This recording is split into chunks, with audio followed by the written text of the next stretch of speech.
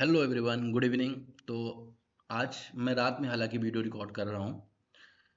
मुझे ऐसा लगा कि अभी कैमरे में आके ट्राई करते हैं, कुछ ऐसे वीडियोस बनाते हैं जिसमें इंटरेक्शन हो, टू वे। आप मुझे देख पाएँ, जो भी मैं पढ़ा रहा हूँ सब समझ पाएँ, ज़्यादा रिलेट कर पाएँ। कुछ वीडियोस पुराने पैटर्न में भी रखेंगे, लेकिन कुछ वीडियो ऐसे भी रखेंगे। आप लोगों का जो भी फीडबैक हो आप मुझे बताइएगा। तो अभी मैंने ये जो पूरा इनिशिएटिव है ये शुरू ही इसलिए किया था कि करंट अफेयर्स, वेरियस सोर्स हैं, बहुत सारी चीज़ें आप पढ़ते हैं, पर एक्चुअल में इम्पोर्टेंट ये रहता है कि आप कितनी प्रैक्टिस करते हैं, है ना। अगर आप प्रैक्टिस नहीं कर रहे हैं, एमसीक्यूज नहीं सॉल्व कर रहे हैं, तो आप वहाँ पे जाके अटेम्प्ट नहीं कर पाएंगे, और अगर अटेम्प्ट करते भी हैं तो आपके गलत होने के चांसेस बहुत ज़्यादा हो जाएंगे। तो मैंने क्या किया कि the Hindu Indian express PIB की जो सोर्सेस हैं वहाँ से करंट अफेयर्स को एमसीक्यू पैटर्न में डेवलप करना, उसको सॉल्व करवाना, उसको स्टैटिक से जोड़ना, ये सारा काम मैंने शुरू किया। तो चलिए, अभी तो काफ़ी टाइम हो गया है, हमने लगभग जून में शुरू किया था और हमने डेली करंट अफेयर्स के एमसीक्यूज प्रैक्टिस किए हैं। आज भी हम यहाँ पे 10 टॉपिक लेके आए हैं अलग अलग। और जैसे पंचायत एडवांस इंडेक्स है, ये अभी जारी हुआ है, द हिंदू में न्यूज़ थी, पीआईबी में भी न्यूज़ थी, बहुत इंपॉर्टेंट न्यूज़ है। तो इसको हम यहाँ पे समझेंगे और इसी के थ्रू पंचायती राज को भी समझेंगे। तो ये पूरा पैटर्न रहेगा हमारा समझने का। तो चलिए, बिना किसी देरी के शुरुआत करते हैं। बात करते हैं, पहला जो क्वेश्चन है वो है, consider the following statements regarding panchayat advancement index. Panchayat advancement index है कुछ जो यहाँ पे किसी के द्वारा प्रिपेयर किया जाता है, उसके संबंध में स्टेटमेंट आपको बताने हैं। जैसे पहला है कि मिनिस्ट्री ऑफ जो पंचायती राज है इसके द्वारा इसे प्रिपेयर किया जाता है, ये करेक्ट है या नहीं आपको बताना है। दूसरा, यह पंचायतों का असेसमेंट करता है based on SDG related index. मतलब एसडीजी, सस्टेनेबल डेवलपमेंट गोल, है ना, जो हमने कितने डिसाइड किए हैं, 17 हमारे गोल हैं। कितने गोल हैं? 17 एसडीजी गोल हैं।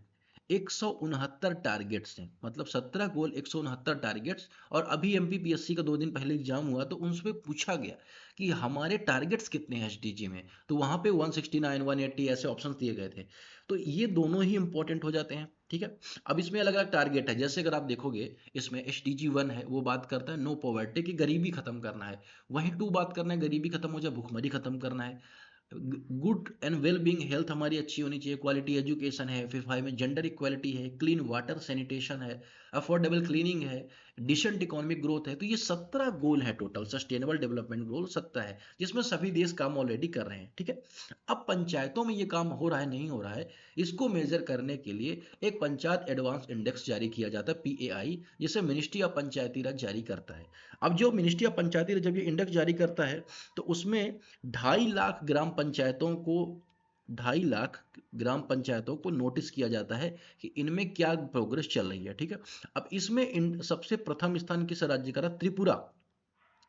त्रिपुरा ने प्रथम स्थान प्राप्त किया पंचायत का जो एडवांसमेंट इंडेक्स है उसमें, त्रिपुरा ने इसमें प्रथम स्थान प्राप्त किया। अब अगर आप देखो रैंकिंग वाइज ही कौन कौन सी क्या क्या कैटेगरी रहती है, जैसे अगर हम देखें, कहाँ गया पेन, हाँ, पहली कैटेगरी अचीवर।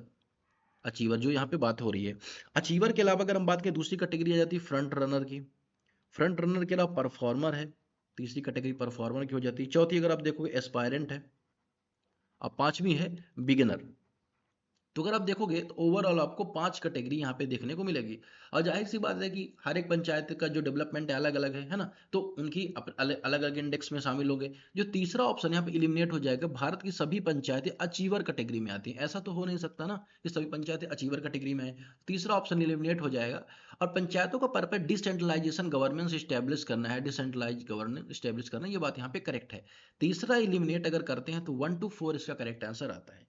लेकिन कहानी यहाँ तक नहीं रुकती, बात होती है पंचायती राज की। तो पंचायती राज देखिए, महात्मा गांधी का तो सपना था ही, महात्मा गांधी का एक ये पर्पज भी था कि ग्रामों को इंडिपेंडेंट बनाना है। अब ग्राम कैसे इंडिपेंडेंट बनेंगे? डिसेंट्रलाइज गवर्नमेंट सिस्टम होगा, मतलब सारी पावर एक हाथ में नहीं रहेगी, पावर डाइल्यूट होगी, डाइल्यूशन ऑफ पावर होगा।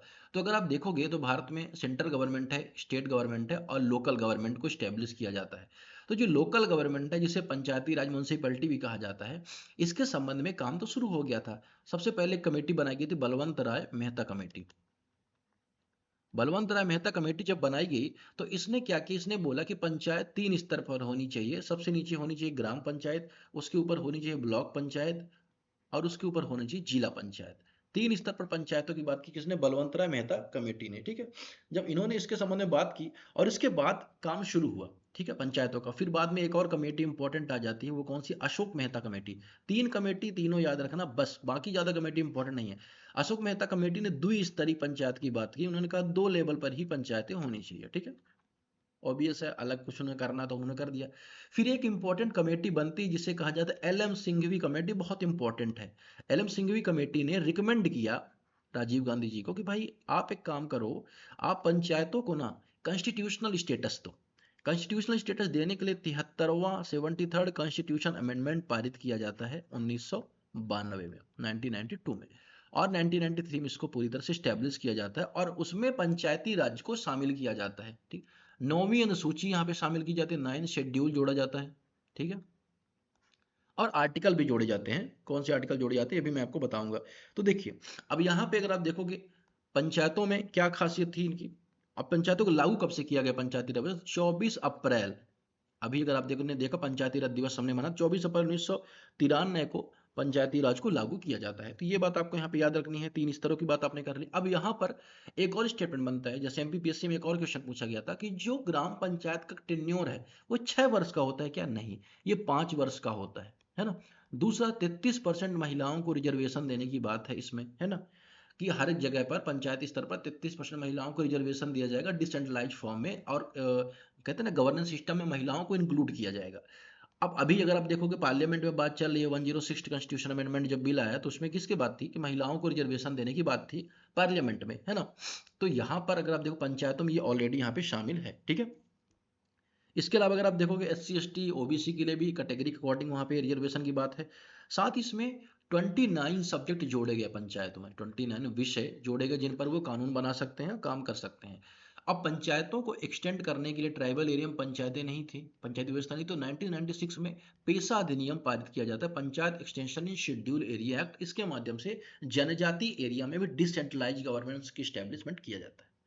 ये पूरा ओवरऑल ऑब्जर्वेशन था। यहाँ पे एक बात और बतानी रहेगी, 1957 में बलवंत राय मेहता कमेटी बनी थी और 1978 में अशोक मेहता कमेटी बनी थी, ठीक है। अब अगर हम बात करें दोनों पंचायत के बारे में हमने यहाँ पे देख लिया। नेक्स्ट अगर हम देखा 10 शेड्यूल में म्यूनिसिपैलिटी के बारे में बात होती है, ठीक है। अब अगर हम देखें आर्टिकल 23 ए से आई थिंक 23 ओ तक, ये पूरा पंचायतों के संबंध में आर्टिकल कॉन्स्टिट्यूशन में मेंशन है। पूरा हमने कवर कर लिया पंचायती राज, अच्छा ना। अब उसी पंचायत में कौन अच्छी परफॉर्म कर रही है इसको लेके मिनिस्ट्री ऑफ पंचायती राज ने एक इंडेक्स जारी किया।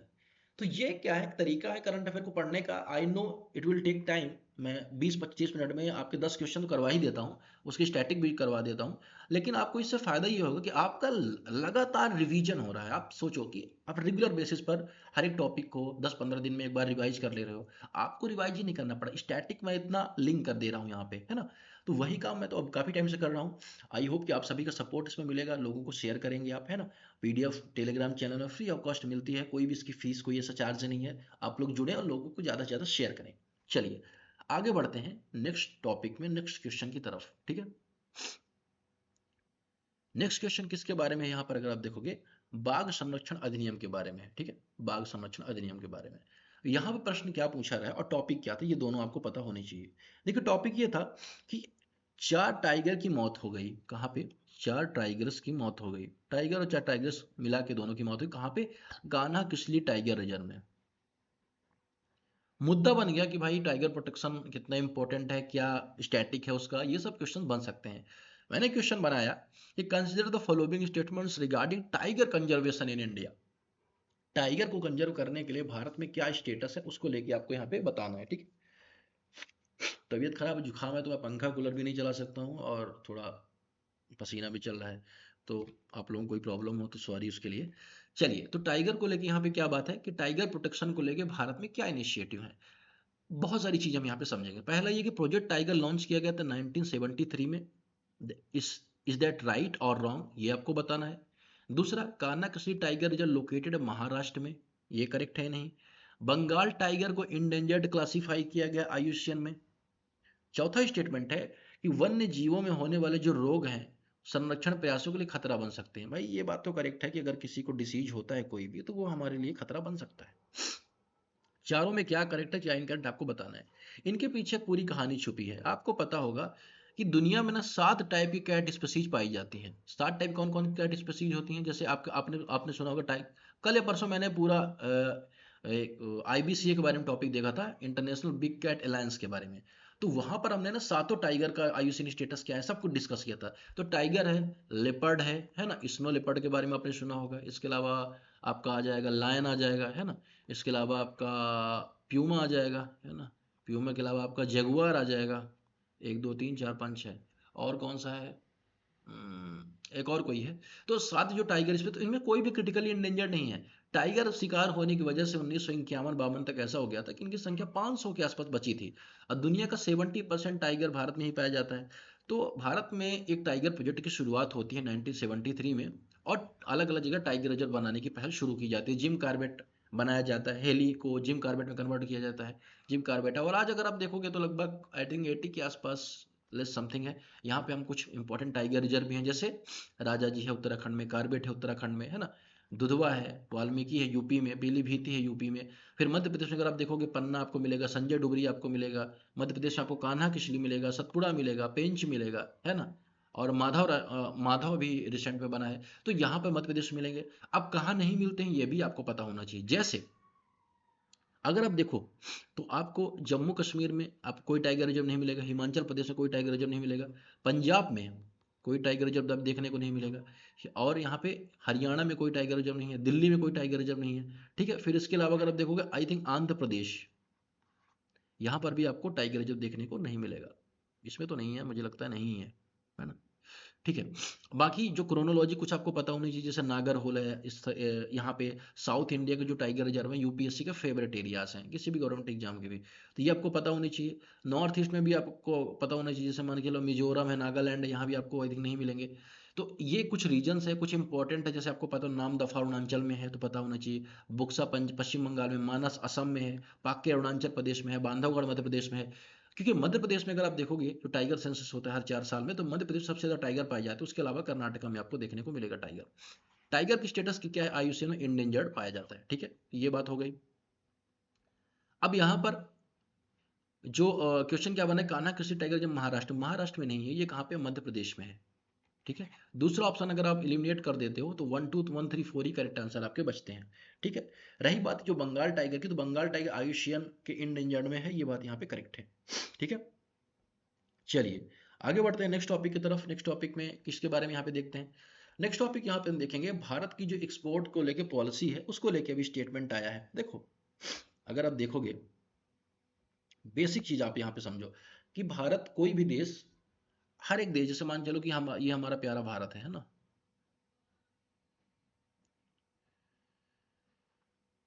ये हमारा प्यारा भारत है और ये रेस्ट ऑफ वर्ल्ड है। ठीक है ना, ये रेस्ट ऑफ वर्ल्ड है। ठीक है, तो पूरे विश्व के साथ हमारा क्या कहता है, ट्रेड रिलेशन स्टैब्लिश है ना। हम इंपोर्ट करते हैं, एक्सपोर्ट करते हैं। अगर हम इंपोर्ट 100 रुपए का करते हैं, $100 बिलियन का करते हैं, $100 बिलियन का, इंपोर्ट $90 बिलियन करते हैं, तो हमें $10 बिलियन का क्या होता है, ट्रेड डिफिसिट होता है, व्यापार घाटा होता है, जिससे जो हमारा करंट अकाउंट डिफिसिट है वो बढ़ता है। चालू व्यापार घाटा हमारा इससे बढ़ता है। हमें क्या करना चाहिए, हमें एक्सपोर्ट ज़्यादा करना चाहिए, इन्वेस्टमेंट ज़्यादा आनी चाहिए, और इंपोर्ट कम करना चाहिए। मतलब कि हमें आत्मनिर्भर भी बनना है, दूसरा एक्सपोर्ट भी करना है। तब हमारा जो ट्रेड बैलेंस है या करंट अकाउंट डेफिसिट है जो हमारा ज़्यादा है, वो हम संतुलित कर सकते हैं। इसके लिए हमें एक्सपोर्ट पे काम करना पड़ेगा। तो अभी का आप देखो, पीयूष गोयल जो एक्सपोर्ट रिलेटेड मिनिस्टर हैं, उन्होंने क्या अनाउंस किया कि हम क्या करेंगे, $2 ट्रिलियन का टारगेट लेंगे एक्सपोर्ट। किसका, एक्सपोर्ट का। $1 ट्रिलियन हम गुड्स को एक्सपोर्ट करेंगे, और $1 ट्रिलियन हम सर्विसेज को एक्सपोर्ट करेंगे। तो यहाँ पर $2 ट्रिलियन का इनिशिएटिव लिया, कब तक के लिए, 2031-32 के लिए। वही चीज आपको यहाँ पे समझनी है, वही चीज आपको यहाँ पे याद रखनी है। PIB में आर्टिकल तो इसलिए इंपॉर्टेंट हो जाता है। ठीक है, अब यहाँ पे अगर आप देखोगे अब इसमें एग्रीकल्चर है, MSME है, सर्विस सेक्टर है ना, सब कुछ आ जाएगा, और ब्रांड इंडिया फोकस यहाँ पे किया जाएगा। तो पहला स्टेटमेंट है, India aim to achieve 2 trillion export by 2030-31। Bharat का टारगेट है 2030-31 तक 2 ट्रिलियन निर्यात करना है। एकदम इस स्टेटमेंट से क्वेश्चन बन सकता है, मतलब लिख के ले लो आप कि कोई ना कोई एग्जाम में पूछा जाने वाला है। क्योंकि ये ट्रिलियन बिलियन इस सब में ना, जो खासतौर पे जो स्टेट PCS होते हैं इनको बहुत मजा आता है ऐसे डाटा देने में। जैसे अभी MPPSC में पूछा गया था कि फॉरेक्स रिजर्व 2024 का कितना था, है ना, $640 बिलियन के आसपास था, वो उसमें क्वेश्चन पूछा गया था। ऐसे जो टारगेट लिए जाते हैं, जैसे भारत को $5 ट्रिलियन की इकोनॉमी बनना है, तो ऐसे कब तक बनना है, भारत को नेट जीरो बनना है तो 2030 तक बनना है, कब तक, 2070 तक बनना है ना। तो ये सब कीवर्ड्स आते हैं एग्जाम में। दूसरा, यह एक्सपोर्ट केवल मर्चेंडाइज को इंक्लूड करता है। क्या ये बात है कि सिर्फ मर्चेंडाइज इंक्लूड किया जाएगा, सर्विसेज को इंक्लूड नहीं किया जाएगा? दैट इज नॉट राइट, दूसरा यहाँ पे इनकरेक्ट हो जाएगा। तीसरा स्टेटमेंट है, एमएसएमई सेक्टर भारत में निर्यात में महत्वपूर्ण भूमिका निभाते हैं।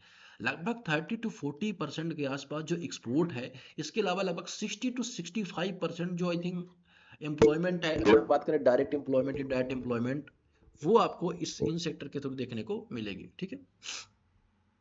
दूसरा कि निर्यात जब बढ़ता है, एक्सपोर्ट जब बढ़ता है, तो फॉरेक्स रिजर्व में वृद्धि होती है। That is right. अगर आप किसी देश को सामान बेचते हैं तो आपको डॉलर में पैसे मिलते हैं, तो इससे आपका जो फॉरेक्स रिजर्व है वो बढ़ता है। तो 134 यहाँ पे करेक्ट हो जाएगा, 2 ऑप्शन यहाँ पे इनकरेक्ट हो जाएगा। ठीक है। अब इसके अलावा अगर आप देखोगे ना, सॉरी, भारत सरकार एक्सपोर्ट को बढ़ावा देने के लिए 2 तरह की स्कीम चलाती थी। मर्चेंडाइज एक्सपोर्ट, MEIS करके एक स्कीम हुआ करती थी, जो मर्चेंडाइज गुड्स के लिए थी, MEIS। फिर एक थी सर्विसेज को लेके, SEIS। बाद में इन दोनों की जगह रोड टेप करके एक स्कीम है, इसको शुरू किया गया ऐसी बिजनेस को सपोर्ट करने के लिए जो एक्सपोर्ट करते हैं। ठीक है, सॉरी। नेक्स्ट क्वेश्चन हम बात करेंगे सोमालिया के बारे में। सोमालिया के बारे में न्यूज़ क्यों आई?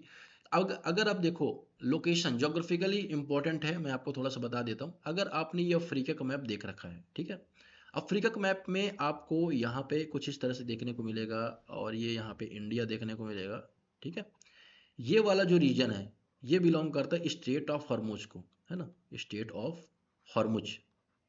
ये स्टेट ऑफ हॉर्मुज, और ये बाब अल मंदेव स्टेट है, बाब अल अल मंदेव स्टेट है, BLM, बाब अल मंदेव स्टेट है।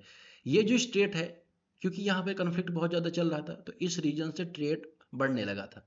लेकिन यहाँ पर एक कंट्री सोमालिया, जिसकी लोकेशन मैं आपको दिखाता हूँ, ये आप देखिए, ये मैं अफ्रीका एक छोटा सा यहाँ पे बना देता हूँ, इस लोकेशन की बात कर रहा हूँ।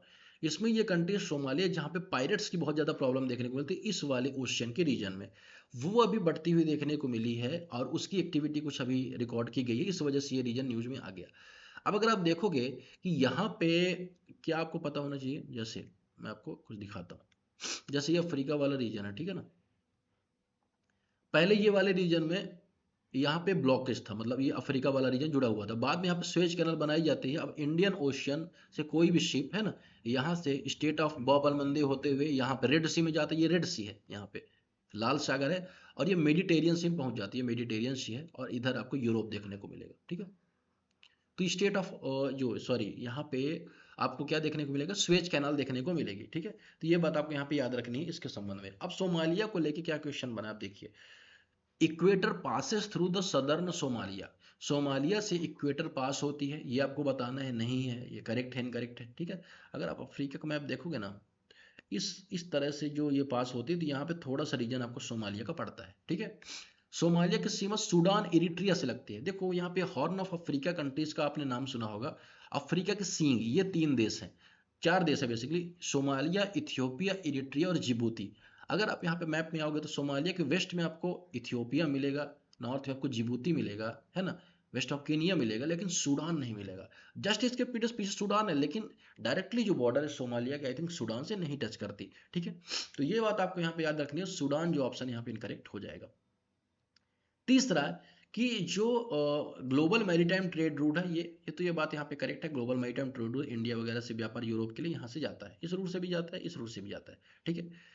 नेक्स्ट है जुबा एंड सेबेल, जो रिवर हैं वो सोमालिया की। एडिशनल फैक्ट मैंने डाल दिया, कुछ बन गया, मान को चलो कुछ भी अफ्रीका से रिलेटेड, तो आपको इजी हो जाएगा टैकल करना। तो 134 यहाँ पे करेक्ट हो जाएगा, दूसरा ऑप्शन यहाँ पे एलिमिनेट हो जाएगा। बात खत्म, नेक्स्ट टॉपिक की तरफ बढ़ते हैं। तो इसी तरह से ना पर्पस क्या है कि हम पूरे करंट अफेयर्स को स्टैटिक से जोड़ेंगे, मैपिंग से जोड़ेंगे, इकोनॉमी को स्टैट से जोड़ेंगे, और आपकी जो प्रिपरेशन है ना, पूरी 360 डिग्री बेहतर करवाएंगे। ठीक है। प्रयास रहेगा कि रेगुलर वीडियो के थ्रू ही क्लास हो। अगर आपको अच्छा लगता है, पुराना वाला आपको पसंद है, तो आप कमेंट कर दीजिएगा कि सर वही पुराना वाला रखिएगा। क्योंकि इसमें मुझे भी ज़्यादा एफर्ट डालना पड़ता है, camera and all, lighting and सब कुछ मैनेज करना पड़ता है। लेकिन नया वाला ये अच्छा लगता है तो आप बोलिएगा सर ये वाला अच्छा है, कुछ भी हो आप रिस्पॉन्ड जरूर करिएगा इस चीज़ को। चलिए नेक्स्ट क्वेश्चन है, consider the following statements regarding Nahargarh wild life sanctuary. अब देखो, नाहरगढ़ वाइल्ड लाइफ सेंचुरी जो कहाँ पे है, राजस्थान में। कहाँ पे है? राजस्थान में, जयपुर के पास है। यहाँ पे नाहरगढ़ किला है जिसे किसने बनवाया था? सवाई राजा जय सिंह ने। सवाई राजा जय सिंह ने बनाया था। जय सिंह ने जयपुर को भी स्टैब्लिश किया था। अब यहाँ पर नाहरगढ़ का फोर्ट है, यहाँ पर नाहरगढ़ की वाइल्ड लाइफ सेंचुरी भी है। ये जो वाइल्ड लाइफ सेंचुरी है, यहाँ पर बात हो रही थी रिसोर्ट बनाने की। इशू यहाँ पर ये आया कि इस रीजन में जो इन्वायरमेंट की क्लियरेंस नहीं मिल पाई। अब बात आती है कि इन्वायरमेंट क्लियरेंस तो वाइल्ड लाइफ सेंचुरी हो या नेशनल पार्क हो, इनको लेके इको सेंसिटिव जोन, अगर आप देखेंगे एक टर्म देखने को मिलेगी। इको सेंसिटिव जोन क्या होता है? जैसे मान के चलिए ये पूरा एरिया है जो वन जीव संबंधित है, ये होता है कोर एरिया, है ना, जहाँ पर किसी भी तरह की एक्टिविटी प्रतिबंधित रहती है। ये होता है बफर एरिया, जहाँ पे कुछ कुछ एक्टिविटी आप कर सकते हैं, है ना, जो ट्राइबल है वहाँ पे रह सकती है। ये होता है ट्रांजिशन एरिया, जहाँ पर बहुत सारी एक्टिविटी अलाउ रहती है। अब देखिए, अगर आप यहाँ पे देखोगे, बफर एरिया है। बफर एरिया में क्या क्या आप कर सकते हो, ये आपको पता होना चाहिए, इंपॉर्टेंट है। बफर एरिया में आप टूरिज्म कर सकते हो। टूरिज्म के अलावा ग्रेजिंग वगैरह की जो एक्टिविटी है, घास चारण है, ये कर सकते हैं आप। इसके अलावा अगर आप देखोगे क्रॉप जो कल्चर है, आप ट्रांजिशन एरिया में कर सकते हो क्रॉप, है ना। बफर एरिया में आप खेती नहीं कर सकते, तो ये चीज़ आपको यहाँ पे याद रखनी है, ठीक है। अब ये इको सेंसिटिव जोन है, 1 किलोमीटर से लेकर 10 किलोमीटर के रीजन को नेशनल पार्क या वाइल्ड लाइफ सेंचुरी के संबंध में इको सेंसिटिव जोन डिक्लेयर किया जा सकता है। उस क्षेत्र में बहुत सारी एक्टिविटी प्रतिबंधित हो जाती हैं, ठीक है। अब अगर आप देखोगे यहाँ पर, इसको पावर कहाँ से मिलती है इको सेंसिटिव जोन को? 1986 एनवायरमेंट प्रोटेक्शन एक्ट है, ईपीए एक्ट है, वहां से। इसके बारे में कई बार यूपीएससी ने पूछा है। जैसे पूछा था क्वेश्चन ये कि जो इंडिया वाटर अथॉरिटी IWA को किस एक्ट के माध्यम से फॉर्म किया गया था, तो उसमें ऑप्शन था कि 1986 एनवायरमेंट प्रोटेक्शन एक्ट। इस तरह से इसके बारे में यूपीएससी ने कई बार क्वेश्चन पूछा है, तो ये भी आपको यहाँ पे याद रखना है, ठीक है। अब ये माइनिंग वगैरह तो पूरा कंप्लीटली प्रोहिबिटेड ही हो जाती है, पोल्यूशन की एक्टिविटी कंप्लीटली प्रोहिबिटेड हो जाती है। तो यहाँ पे नाहरगढ़ में ये चीज़ हुई है। अब ये लोकेशन क्या अरावली रेंज में है? तो भारत का अगर आपने मैप देख रखा होगा, है ना, तो अगर आप तुक्का भी मारोगे तो आपको लगेगा भाई कि ये भारत का मैप है और यहाँ पर राजस्थान वाला रीजन, तो यहाँ पे हो सकता है अरावली। तो पहला ऑप्शन मैं करेक्ट करूंगा। क्या ये डायरेक्टली थार डेजर्ट से लिंक है? यहाँ पे मैं रुकूंगा। डायरेक्टली थार डेजर्ट है, फिर वाइल्ड लाइफ सेंचुरी है, मैं थोड़ा सा लगूंगा, हो सकता है शायद ना हो।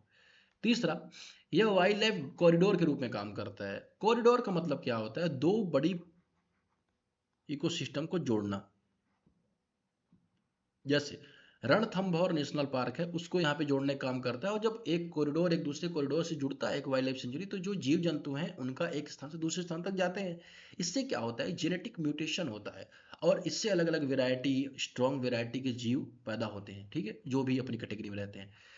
अब यहाँ पे चौथा ऑप्शन है कि जयपुर शहर के निकट है, ये बात यहाँ पे करेक्ट है, तो 134 इसका भी करेक्ट आंसर हो जाएगा। एज पर आई नो कि ये जो ऑप्शन है यहाँ पे, दूसरा ऑप्शन यहाँ पे इनकरेक्ट हो जाएगा 134। अगर मेरा कोई ऑप्शन इनकरेक्ट होता है, क्योंकि ह्यूमन एरर हो सकता है, अगर आपको कोई लगता है तो आप कमेंट जरूर करिएगा, डाउट भी हो कमेंट करिएगा, फिर मैं सर्च करके आपको खुद बता दूंगा सोर्स के साथ, है ना। तो ये चीज़ आपको यहाँ पे याद रखनी है, ठीक। सॉरी, थोड़ा सा तबीयत डाउन है, आज से मुझे क्लास लेनी थी ऑनलाइन और मैंने आज ही मेरी हालत ख़राब हो गई। चलिए आगे बढ़ते हैं। ये क्वेश्चन मैं आपके ऊपर छोड़ता हूँ, क्योंकि ये question wild life protection act के संबंध में, ये बहुत ही आसान क्वेश्चन है, आप आसानी से इसे टैकल कर सकते हैं। इसे आप कमेंट करेंगे मेरे उसमें यूट्यूब वीडियो में, ठीक है ना। अगला टॉपिक बढ़ते हैं। यहाँ पर अगला टॉपिक है कि एक्सरसाइज जो प्रगति है, ये किससे संबंधित है, क्यों एक्सरसाइज प्रगति न्यूज में है, ठीक है। अब अगर आप देखोगे यहाँ पर, क्या ये कोई कॉपरेशन है, क्या ये ट्रेड एग्रीमेंट है, क्या ये मल्टीलैटरल मिलिट्री एक्सरसाइज है? तो ये तीसरा ऑप्शन यहाँ पे करेक्ट है, एक्सरसाइज प्रगति, जो मणिपुर में, I think if I am not wrong, Manipur में। आपको भी सर्च करना है, ठीक है ना, एक्सरसाइज प्रगति कहाँ पे कंडक्ट हो रहा है, जिसमें Laos, Myanmar, Seychelles, Sri Lanka, Philippines, Nepal, Maldives, Malaysia, Vietnam, Cambodia, Bhutan, ये कंट्रीज पार्टिसिपेट कर रहे हैं यहाँ पर। अब ये आपको क्या पता करना है, क्या ये बाई एनुअल है, मतलब द्विवर्ष में एक वर्ष होता है, क्या ये एनुअल है, वार्षिक है, ये सारी चीजें आपको पता करनी है इसके संबंध में, ठीक है। ये आपका टास्क है आज का। 2 टास्क मिले, पहला जो क्वेश्चन अटेम्प्ट करना है बहुत बेसिक है इससे पहले वाला, दूसरा कि ये वाले में आपको पता करना है कि बाई एनुअल है, एनुअल होता है, कहाँ पे कंडक्ट हो रहा है, इसको श्योर करना है मणिपुर में अगर है तो, ठीक है। नेक्स्ट क्वेश्चन बढ़ते हैं। अगला टॉपिक भी मैपिंग से संबंधित है। मैप में क्यों करवा रहा हूँ, 8 से 9 क्वेश्चन यूपीएससी में सीधा मैपिंग से आ रहे हैं आज की डेट में। तो मैपिंग बहुत इंपॉर्टेंट है, छोटी छोटी चीजें आप भूलते जाओगे, लास्ट में आपके लिए बर्डन हो जाएगा। तो हम क्या करेंगे ना, सारी चीजें मैपिंग करते हुए चलेंगे। मैपिंग इंपॉर्टेंट है ही, और हर एग्जाम में पूछा जा रहा है। जैसे ये क्वेश्चन पूछा गया अभी, अगर आप देखो SCO, संघाई कोऑपरेशन ऑर्गेनाइजेशन, जिसके डिफेंस मिनिस्टर की बैठक हुई है, राजनाथ सिंह यहाँ पे गए हुए हैं। तो इनकी जब बैठक हुई तो एक बैठक हुई किर्गिस्तान के बिश्केक में। किर्गिस्तान है, वहां की कैपिटल क्या, बिश्केक। ये भी क्वेश्चन आ सकता है, किर्गिस्तान कैपिटल क्या है। क्वेश्चन ये बन रहा है कि which of the following country does not border Kyrgyzstan, कौन सा देश किर्गिस्तान से बॉर्डर नहीं लगाता। चीन, कजाकिस्तान, अफगानिस्तान, उज्बेकिस्तान। सबके बारे में बता। उज्बेकिस्तान जिसकी कैपिटल क्या है, ताशकंद, यहाँ पे ताशकंद समझौता हुआ था। चीन आपको पता है कि कैपिटल बीजिंग। कजाकिस्तान की कैपिटल है, कजाकिस्तान की कैपिटल मुझे नहीं याद है। अफगानिस्तान की तो काबुल है, कजाकिस्तान की मुझे याद आता तो मैं आपको बताऊंगा, ठीक है। अब देखो मैपिंग पे आ जाते हैं, तो किर्गिस्तान यहाँ पे आपको देखने को मिलेगी, ये देखिए किर्गिस्तान, ये वर्ल्ड के मैप में आपको यहाँ पे देखने को मिलेगा, ठीक है। ये किर्गिस्तान की बॉर्डर चाइना से लगती है, यहाँ पे भारत का एक मिलिट्री बेस भी था, उसे भी हमने यहाँ से हटाया, इसलिए भी न्यूज में था ये। उज्बेकिस्तान से लगती है वेस्ट में, तजाकिस्तान से लगती है साउथ में, और कजाकिस्तान से लगती है नॉर्थ में। तो अगर आप देखोगे 1 2 3 4 कंट्री से बॉर्डर लगती है। अफगानिस्तान यहाँ पर है, इसकी कोई भी बॉर्डर यहाँ पर आपको देखने को नहीं मिलेगी जो किर्गिस्तान से लगती है। इसका सही आंसर क्या आ जाएगा, अफगानिस्तान, ठीक है। आई थिंक लास्ट क्वेश्चन है। लास्ट क्वेश्चन किसके बारे में है, ई प्राप्ति पोर्टल के बारे में। तो अगर आप देखोगे ईपीएफओ के बारे में, अगर आपने ईपीएफओ के बारे में देखा तो समझा होगा, एम्प्लॉय प्रोविडेंट फंड जो ऑर्गेनाइजेशन है, जिसको 1952 में स्टैब्लिश किया गया था, मिनिस्ट्री ऑफ लेबर के अंतर्गत काम करता है। तो जब इसको स्टैब्लिश किया गया था, इसका पर्पज क्या था कि सोशल सिक्योरिटी सुनिश्चित करना। इसी के संबंध में अभी इन्होंने ई प्राप्ति पोर्टल भी एक लॉन्च किया है। क्या लॉन्च किया, ई प्राप्ति पोर्टल। ई प्राप्ति पोर्टल पर्पज क्या रहेगा, ई प्राप्ति पोर्टल का, ई प्राप्ति पोर्टल पर्पज रहेगा जो आई थिंक जो डाटा वगैरह मिस हो गया उसको कलेक्ट करना। बहुत सारी इनिशिएटिव ई प्राप्ति पोर्टल के अंतर्गत हैं। थोड़ा सा आप इसको भी सर्च करिएगा। बेसिकली इसका पर्पज क्या है, पर्पज ये है कि जो एम्प्लॉयमेंट से रिलेटेड जो डाटा है उसको रिसर्च करना और पोर्टल के माध्यम से अवेल करवाना, कुछ इस तरह का इसका पर्पज है ई प्राप्ति पोर्टल का, जिससे ईपीएफओ ने लॉन्च किया है, ठीक है।